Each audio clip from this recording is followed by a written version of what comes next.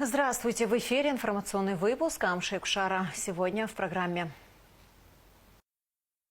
В Центре стратегических исследований при президенте Республики Абхазия прошел круглый стол.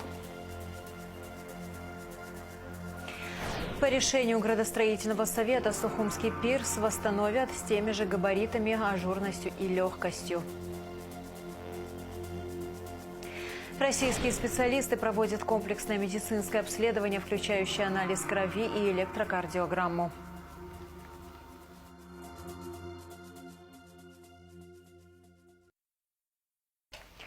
Трагическая весть пришла из Крыма. Школьник из Абхазии Нарт Абухба, который находился в международном центре «Артек», скончался в больнице города Евпатория. Об этом сообщила пресс-служба президента. По предварительной информации, смерть подростка наступила в результате осложнения от острой респираторной вирусной инфекции. Несмотря на все меры, предпринятые врачами, жизнь Нарта Абухба спасти не удалось. О случившемся немедленно был проинформирован президент Бадра Гунба. Глава государства назвал смерть ребенка большой трагедией и выразил глубокие соболезнования родным и близким Нарта Абухба. Президент поручил премьер-министру Владимиру Делба координировать во взаимодействии с российской стороной вопросы, связанные с доставкой тела скончавшегося ребенка на родину. Продолжаем выпуск. Указом президента Бадры Гунба в соответствии с Конституцией Республики Абхазия по согласованию с Учимчирским районным собранием Кация Алхаз Зурабович назначен главой администрации Учимчирского района. Ранее депутаты Учимчирского районного собрания единогласно проголосовали за кандидатуру Алхаса Кация на пост главы администрации. За выдающиеся заслуги в создании высокохудожественных произведений живописи, а также за вклад в подготовку и воспитание новых творческих кадров Руслану Габле присвоено почетное звание «Заслуженный художник Республики Абхазия». Президент Абхазии Бадра Гунба объявил об этом на открытии персональной выставки художника в Музее Банка Абхазии. Глава государства поздравил Руслана Габля с присвоением почетного звания. Персональные выставки Габля не проводились около 17 лет, но творческая жизнь автора не останавливалась. На выставке представлены портреты, образы выдающихся современников автора, натюрморты. Выставка будет доступна до 25 апреля. Минтранс сообщил о запуске продажи авиабилетов в Абхазию. Прямые перелеты между Россией и Абхазией будут возобновлены 3 мая. На эту дату запланирован первый рейс авиакомпании «Юфт Аэро» из Москвы в Сухум. 6 мая начнутся полеты авиакомпании «Икар» из Нижнего Новгорода в Сухум. В Народном собрании прошло расширенное заседание парламентского комитета по экономической политике, реформам и информационным технологиям, который провел его председатель Резо Зантария. Подробности в материале Алики Трапш. В работе парламентского комитета по законопроекту о развитии малого и среднего предпринимательства в Абхазии приняли участие представители торгово-промышленной палаты, министерств по налогам и сборам и финансов. Председатель комитета по экономической политике и реформам Резо Зантария рассказал о значимости и необходимости данного законопроекта для республики. Законопроект сегодня нужен нашему обществу. Там, где есть бизнес, и мы четко понимаем, что бизнес сегодня и деловые круги, и деловое общество нашей республики являются главными плательщиками налога, и бюджет образуют они. И чем больше их деловая активность, и чем больше им мы создаем комфортные условия для работы, мы все четко понимаем, что будут больше поступления налоговых.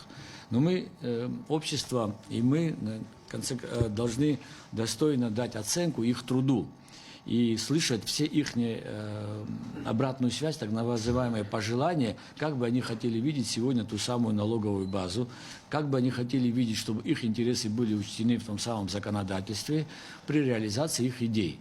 Где бы это ни было, это творческая идея, это все, что подлежит монетизации или коммерциализации. Вот как видение и какая цель сегодня нашего совещания, чтобы показать и быть полезными нашему обществу, именно тому самому сообществу бизнеса, о котором мы говорим. Законопроект разработан в целях восполнения законодательного пробела в вопросах регулирования развития малого и среднего предпринимательства. Комитет подробно рассмотрел все статьи закона. Так, в проекте определены категории субъектов малого и среднего предпринимательства. Субъекты экономической деятельности разделены на 3 категории – микро, малые и средние предприятия. К какой именно категории будет отнесен субъект предпринимательства, предпринимательства будет зависеть от критериев, таких как количество работников и объем выручки. Комитет рассмотрел предложения, поступившие от Министерств финансов по налогам и сборам и Торгово-промышленной палаты. В соответствии с нашим законом, действующим законодательством, при регистрации юридических лиц они используют, наверное, вот эту норму минимального размера уставного капитала. Я думаю, практически большинство, наверное, существенное большинство организаций при регистрации определяют именно этот размер уставного капитала в размере 18 тысяч, если я не ошибаюсь. И потом по этому критерию, в принципе, пытаться определить, какому субъекту малого или среднего предпринимательства относится организация, я думаю, это точно будет не совсем, наверное, верно. И, наверное, тоже нужно по отраслям определять объем и оборота, и численности работников. Среднесписочный и оборот – это главный критерий, который будет определяться. Но на практике выйдет так, что одно предприятие может отвечать одному критерию среднесписочному, а по второму обороту будет выходить за пределы верх. Нам необходимо привлечь дополнительные ресурсы для того, чтобы обработать статистические данные, какие отрасли сегодня работают, какие сферы сегодня задействованы. Так просто с воздуха взять показатели очень сложно. В целях координированного взаимодействия между органами государственной власти и субъектами малого и среднего предпринимательства в законе предусмотрено создание консультативного совета по малым и средним предприятиям. Также законопроект о развитии малого и среднего предпринимательства регламентирует финансово-кредитную и инвестиционную поддержку малого и среднего бизнеса государством, которое сочетает в себе налоговые льготы, систему кредитования. В проекте закона детальным образом содержатся нормы, определяющие защиту прав и законных интересов субъектов малых и средних предприятий. Комитет рассмотрел все предложения и поправки. В скором времени законопроект о развитии малого и среднего предпринимательства будет вынесен на рассмотрение сессии парламента. Аля Катравш, Камила Джопуа, Абхазское телевидение. 38 аппаратов по добыче криптовалют изъято сотрудниками районных отделов внутренних дел в ходе рейдовых мероприятий. В случае обнаружения таких фактов сотрудники МВД обращаются с просьбой сообщить в органы внутренних дел по телефонам доверия 229 72 73 920 20 95. Все сообщения анонимны и конфиденциальны. Сотрудниками районных отделов внутренних дел в ходе рейдовых мероприятий изъято 38 аппаратов по добыче криптовалют. Незаконно хранил запрещенное оборудование. В количестве 10 единиц Голумян Николай Альбертович, житель села Баслата. 4 майнинг-аппарата изъято у жителя села Нижняя Шира Устян Сергея Геворковича. Также в селе Нижняя Шира по улице Пабба в домовладении Чмелян Андроника Арутюновича было изъято 5 майнинг-аппаратов. В том же домовладении хранились еще 7 аппаратов по добыче криптовалют, принадлежащие Чмелян Сергею Андрониковичу. Оперативно-профилактические мероприятия провели сотрудники оперативной службы и милиции общественной безопасности отдела внутренних дел по Сухумскому району. Все изъятое оборудование передано в Госстандарт Республики Абхазия. В поселке Дранда оперативную информацию реализовали сотрудники уголовного розыска Гуларыпского районного отдела внутренних дел. В результате проведенных оперативных мероприятий было обнаружено 12 аппаратов по добыче криптовалют, принадлежащие Гопи Тимуру Эрдывановичу и размещенные в домовладении по улице Есаглы. Оборудование демонтировано и изъято. Сотрудники ГТК совместно с сотрудниками милиции и СГБ выявили еще 41 аппарат для добычи криптовалют. Аппараты располагались в подсобном нежилом помещении дома номер 96 по улице Имама Шамиля в Сухуме. Они принадлежали гражданину ВОБа. Аппараты изъяты. Материалы дела направлены в отдел дознания и таможенных расследований ГТК Абхазии. Нужна ли Абхазии реформа избирательной системы? Этот вопрос стал темой круглого стола, организованного Центром стратегических исследований при президенте республики. Своим мнением поделились руководитель администрации президента Беслан Эшба, депутаты парламента, ученые и члены общественной палаты. Репортаж Гугуцы Вардания. Государство находится в той точке, когда назрела необходимость реформы избирательной системы. В этом направлении в стенах парламента работает Конституционная комиссия, отметил в начале встречи руководитель Центра стратегических исследований при президенте Вячеслав Чирикба. Он рассказал о минусах и плюсах пропорциональной, смешанной, мажоритарной избирательных систем. Каждая система имеет плюсы и минусы. И вот эта смешанная система, она-то и призвана выбрать самое лучшее, то, что в двух системах есть, и нивелировать негативные какие-то моменты. Вот в чем привлекательность вот этой системы в наших условиях? В частности, в том случае, если это будет смешанная система. Избиратели будут голосовать не только за личности, но также и за программу, которую выступает та или иная политическая партия. Это, кстати, будет способствовать, в частности, и партии строительства. У нас еще процесс еще как бы только начинается, да, реальных партий строительства. Это будет тоже стимул для строительства партии. Кроме того, нам необходимы современные, динамичные, отвечающие духу времени политические партии, как часть политической системы страны.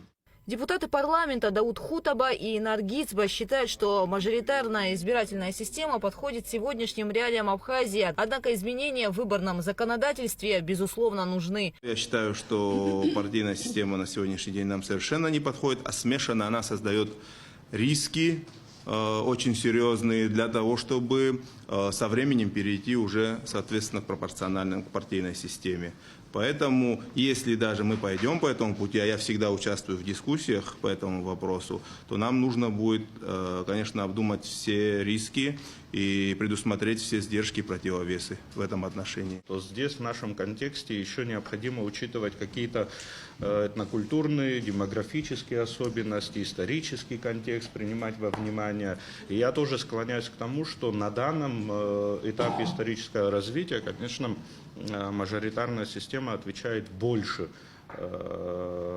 нашему укладу жизни, что ли, и личный контакт с избирателем. Участники круглого стола подчеркнули, что есть консенсус по поводу необходимости изменения избирательной системы республики, но пока еще в государстве не пришли к пониманию того, какие именно перемены требуются. Общество меняется. Может быть, сегодня есть запрос на смешанную систему, и стоит действительно какие-то ее элементы попробовать и привнести эти элементы в избирательную систему. Если мы увидим, что в обществе оно не откликается, можно вернуться, откатить обратно к уже мажоритарной системе. Может быть, настолько общество это воспримет, что мы уйдем в пропорциональную систему. Если ничего не менять, ничего происходить и не будет. Мы наблюдаем один и тот же кризис, который повторяется из раза в раз, он лишь усугубляется по последствиям. Мне кажется, обязательно реформу избирательной системы нужно рассматривать в общем контексте изменения взаимоотношений между ветвями власти, снижение полномочий президента, повышение роли парламента, повышение прозрачности, публичности, открытости власти. Вот в рамках этой, если мы сделаем таким образом, то необходимым дополнением станет реформа избирательной системы. Среди участников круглого стола ученые, депутаты, судьи, юристы, представители Общественной палаты и администрации президента республики. Позицию действующего президента вы прекрасно знаете, слышали, это было несколько раз озвучено, что в принципе можно пойти по пути, в смысле, да, смешанной системы. Но поэтому, конечно, под все нужно готовить экспертное мнение, как вот было здесь сказано, все за и против. Прекрасное выступление мы послушали. Есть наработки, я как знаю, у Общественной палаты, у депутатского корпуса есть свое мнение. Я думаю, такую работу надо продолжать. В рамках встречи отмечалось, что не существует идеальной избирательной системы. Можно говорить и рассматривать достоинства или недостатки и выбирать лучший путь. Вопрос изменений в Конституции обсуждается и в Общественной палате, однако единого мнения все еще нет. Я думаю, что то законодательство и избирательное, и вообще законодательство, наша Конституция, они до сих пор не наполнились практическим содержанием. То есть мы не реализуем все те достоинства, которые заложены в законах, в Конституции, в том числе и по общественным организациям, некоммерческим. Мы считаем, что элемент именно мажоритарной части обязательно нужно оставить. В каком соотношении, 50 на 50 или там более или менее, это уже вопрос технический, который можно обсуждать. Далее, что касается недостатков мажоритарной системы, мы считаем, что, и тут очень много было сказано, я соглашусь с предыдущими ораторами о том, что вопрос компетенции и квалификации. То есть от законодательного органа требуется не только взаимосвязь с избирателями и решение вопросов того или иного округа, тех или иных мест, которые они представляют, но в том числе и представление, вернее, именно решение общегосударственных вопросов. В ходе ходе обсуждения участники также рассмотрели международный опыт. В целом мероприятие стало площадкой для конструктивного диалога и обмена мнениями. Гугут Савардани, Налквинже, Абхазское телевидение. Сухумский пирс восстановят таким, каким он был раньше, с теми же габаритами, ажурностью и легкостью. Такое решение принято на заседании градостроительного совета в администрации города. Также был рассмотрен вопрос о настенных муралах. Главной артерией Сухума является его набережная. Здесь у каждого строения своя история и колорит. Причал у Брехаловки привлекает внимание. Однако уже долгие годы закрыт для прогулок, так как находится в ветхом состоянии и признан опасным. Сухумский причал изначально был очень короткий и обслуживал маленькие лодки. Его видно на этих кадрах. Только в более позднее советское время его заменили на более прочный, протяженный. Это современный причал, примерно 70-х годов. Каким будет объект после восстановления? Какую архитектурную концепцию следует рассмотреть? Эти и другие вопросы обсудили на заседании градостроительного совета. Специалисты из Краснодарского края во главе с главным архитектором города Краснодар вчера посетили нас, мы с ними ходили и посмотрели пирс. Там два варианта вообще самого пирса у нас было под рукой. Это один вариант Камакаца, который подготовила, и второй вариант там управление горстройпроекта. Вчерашние варианты, они не окончательные, нам надо с вами согласовать, я думаю, донести до общественности, в каком виде хотели бы мы видеть данный пирс. Времени очень мало. Главный архитектор Сухума Светлана Шаменкова проинформировала, что данный пирс внесен в дополнительный список объектов историко-культурного наследия. Просто так вычеркнуть его из этого списка не получится. По словам Светланы Шаменковой, чтобы иметь возможность строить новый пирс или реконструировать его, необходимо провести заседание научно-методического совета. Воссоздавать этот пирс в том историческом облике, в котором он существовал всегда, либо мы можем иметь возможность предложить новый пирс в новом его прочтении, сохранив его функционал. То есть это прогулочная зона с возможностью причаливания катеров или каких-то речных плавсредств небольших, как это раньше и было. Остается последний стадий. То есть мы по аналогии его будем воспроизводить или с модификацией, учитывая то, что, скажем, в наше время город растет, изменения происходят, но в рамках канона, в рамках допустимого, в рамках облика, какие-то моменты, если будут предприняты, какие-то штрихи, что все-таки вновь воссоздаваемый был узнаваем. То есть вы говорили, что это вот наша пристань. Мы должны это сказать. Если вот в центре города Сухум ничего не останется, вот в тот раз мы говорили статус портовой город, столичный город, эти эпитеты, она копия наша первой столицы, то не имеет, вы понимаете. Вот, это серьезно. Я считаю, что все, чем мы хвастаемся, у нас может не остаться. Поэтому максимально мы должны обращаться вот это к прототипу и должны учесть по нашему законодательству. На совещании рассмотрели проект, предложенный архитектором Камой Каце. По мнению участников, необходимо сохранить единую концепцию архитектуры Сухумской набережной. Пирс, безусловно, является частью этой композиции. В принципе, у нас есть цвет нашей набережной. Да? Это белый, белокаменный.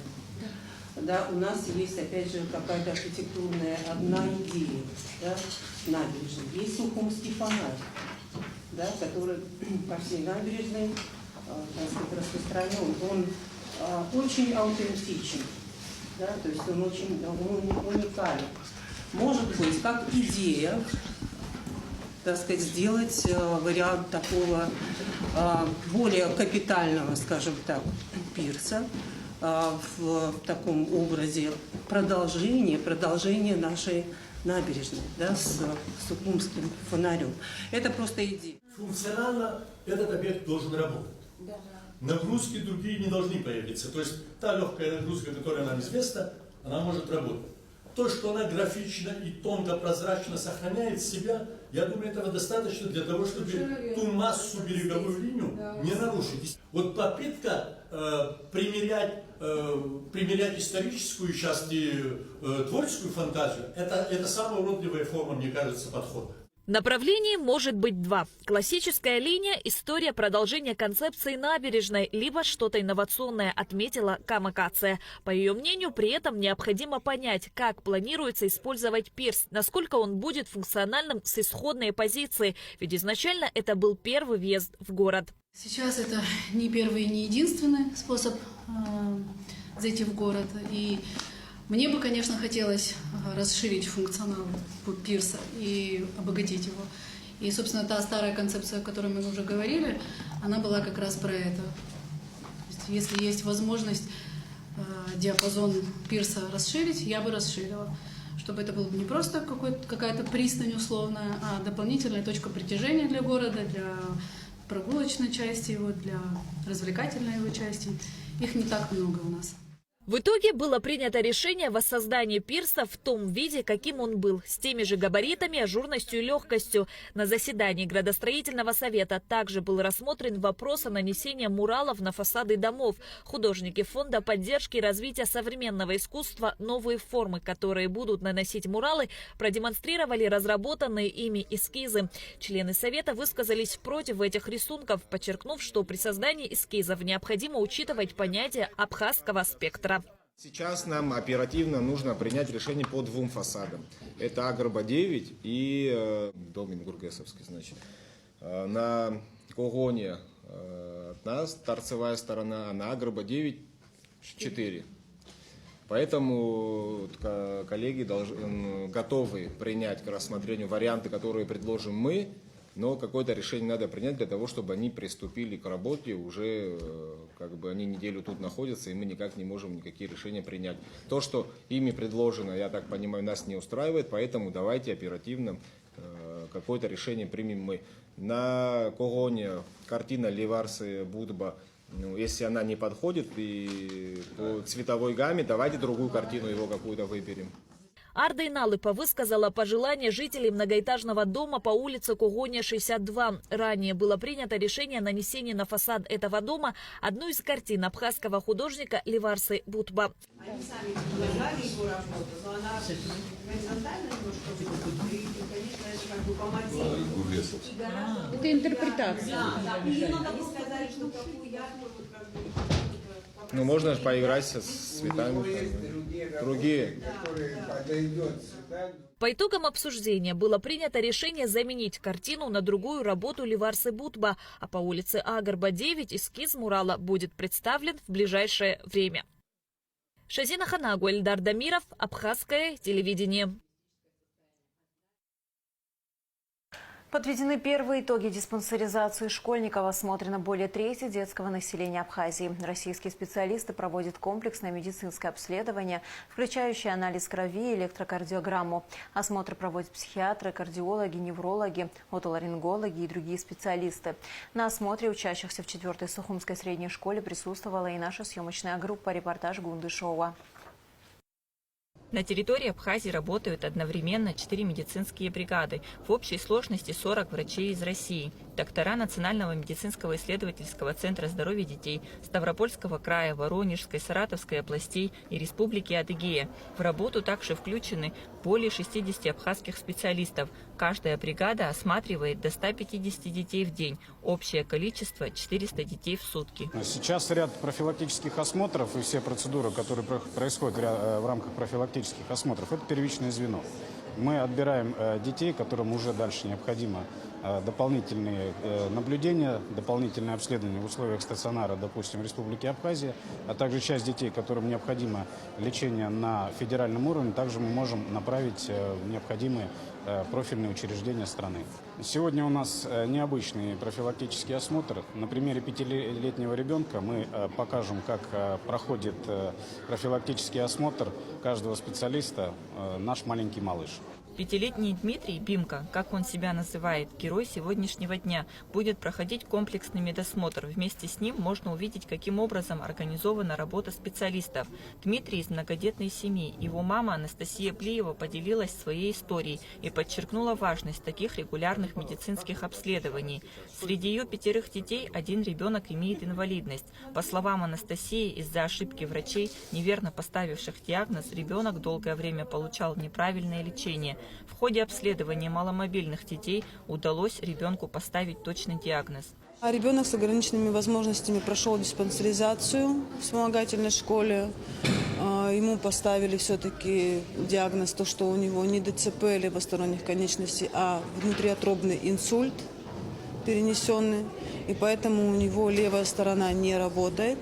И часть левого полушария мозга у него, которая отвечает за обратную речь, не работает.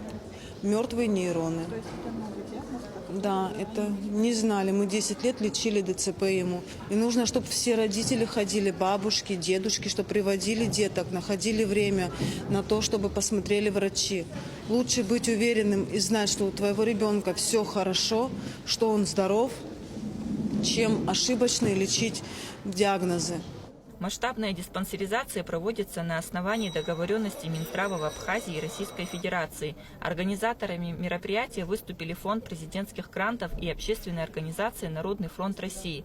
Представитель Народного фронта Юлия Зимова рассказала об организации совместной работы российских и абхазских врачей. 10 специалистов-докторов из России, также медицинские сестры из Абхазии, которые берут кровь, делают ЭКГ. Дополнительно из абхазских специалистов работают с нами еще специалисты в лабораториях, которые находятся, лаборанты, те, кто эту кровь уже дальше обследуют, исследуют. И вторичный этап, это не менее важно, медицинские сестры, которые обзванивают карты. То есть смотрите, как происходит весь алгоритм. Сначала здесь работают врачи. Вы видели здесь доктора, и там есть на входе машины. Это мобильный медицинский комплекс, потому что доктора перемещаются, особенно если это удаленные населенные пункты. Вместе с ними перемещается оборудование.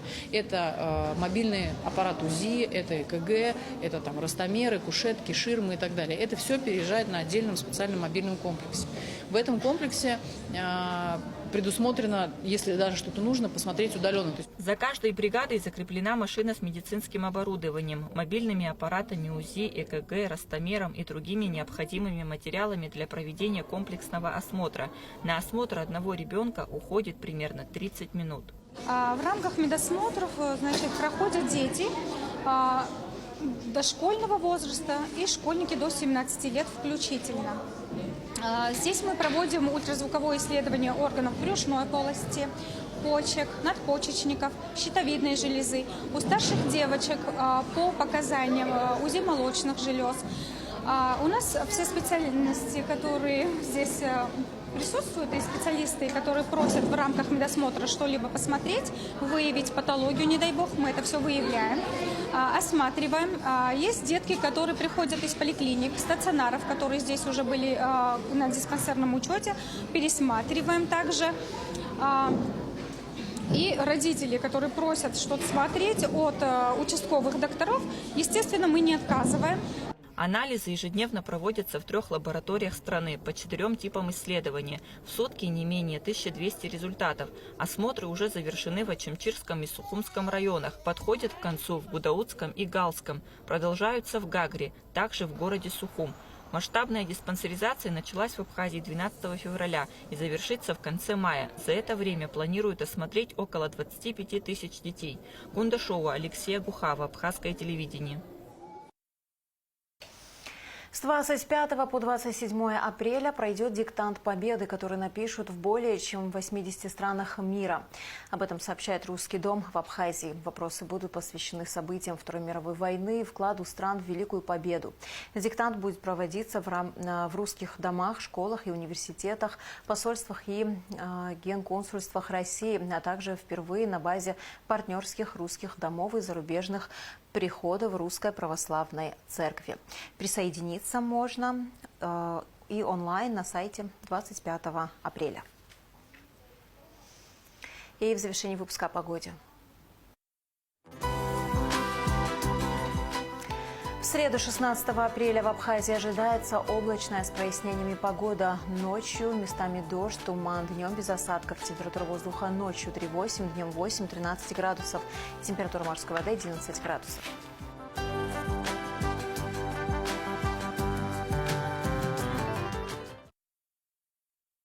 На этом наш выпуск завершен. До скорых встреч в эфире.